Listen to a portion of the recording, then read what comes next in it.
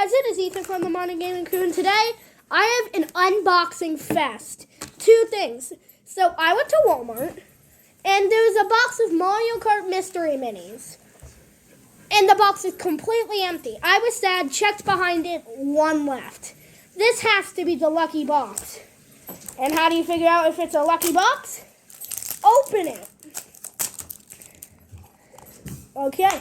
I'm going to close my eyes. I'll let you see it before me. Oh, it's a bag. I'll let you see it before me. Is it cool?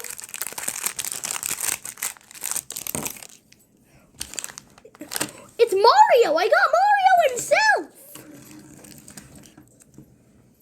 And a sticker!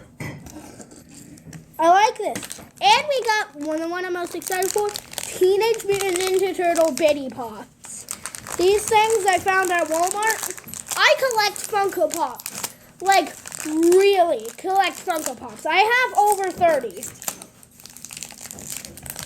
So, today, I'm unboxing it. I got it. I'm hoping to get either Michelangelo or one of the 8-bit ones. Oh my god! I got a cool one! Oh, let me show you him out of the box.